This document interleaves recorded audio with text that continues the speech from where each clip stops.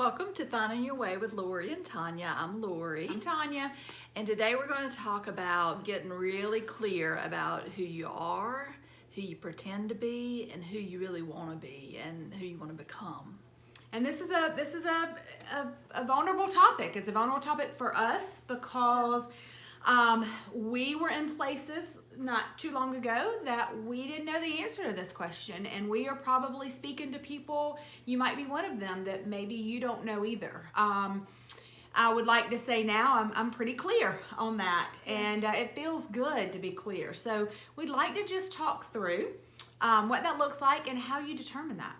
Yeah, so I think where I was in my life when even this question came up, it was you answer the question, who are you, with such superficial answers like, oh, well, I'm a sister and I'm a daughter and I'm a blah, blah, blah. But is that really deep down who I am? And how often do we really think about who we are deep down inside, who we present ourselves as in the world, and who we want to be. Yeah. So I think, and this was kind of hits home for us. We're at a training, and where they set you across from somebody you didn't know, and you ask the other person the question, "Who are you?"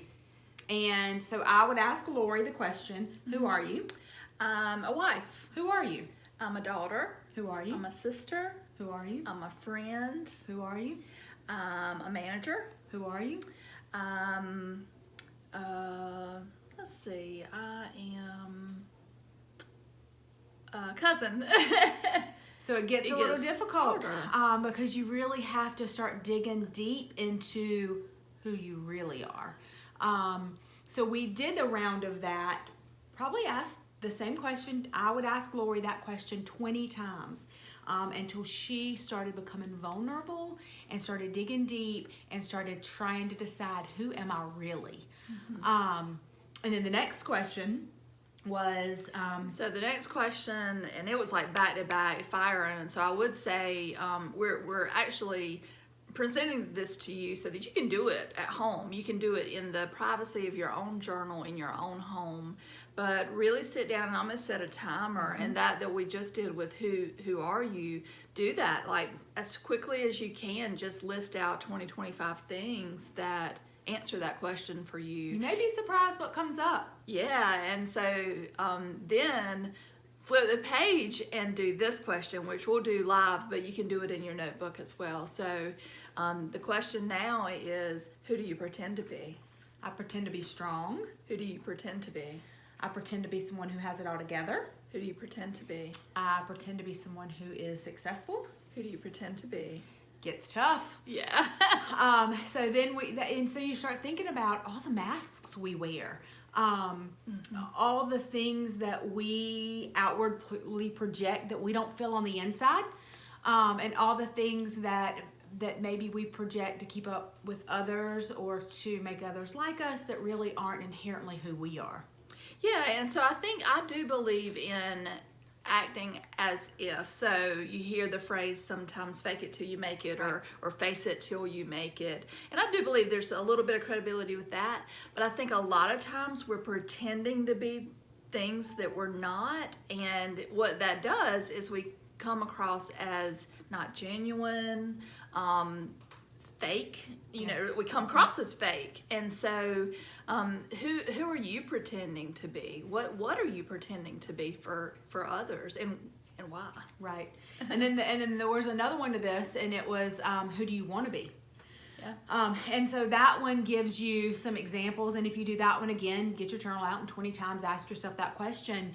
That gives you some insight on, are you aligned? Is who you said you are absolutely aligned with who you're saying you want to be? And who are you pretending to be? How does that align with who you really want to be? So it's really it's a deep. This is a deep conversation.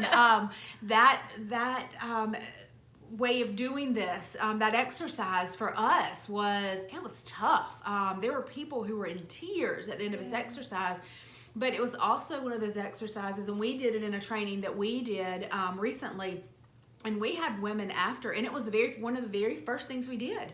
We had women after talk about what bubbled up for them and how that was probably one of the most emotional pieces of that training, because it really makes you look deep inside, and makes you come to terms with who am I pretending to be, and who do I want to be? And then how do we find that? How do we start making daily allowances? How do we start hearing our true self and our true inner voice to get there?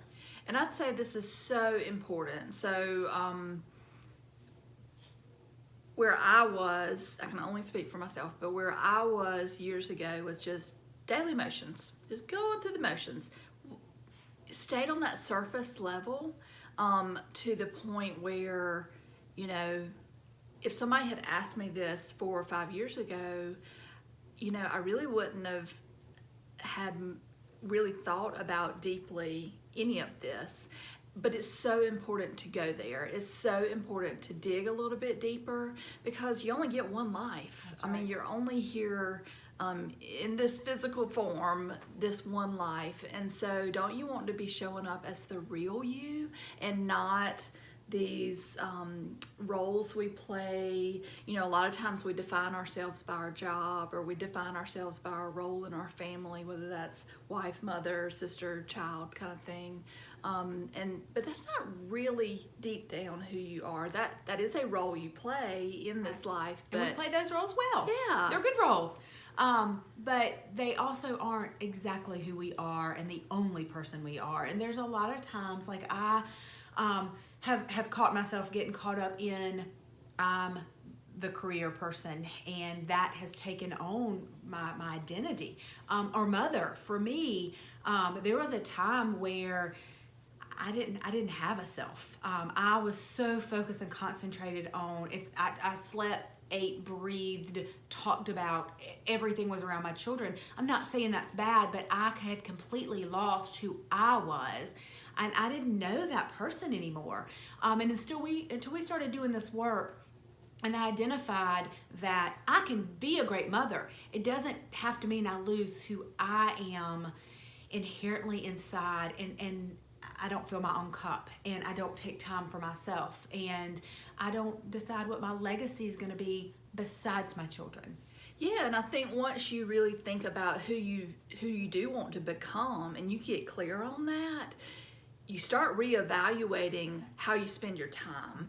And so maybe, you know, when you do this, you've identified yourself as a manager or whatever that your job is. But then when you get clear on who you want to be, maybe that doesn't line up with what you're doing for a living.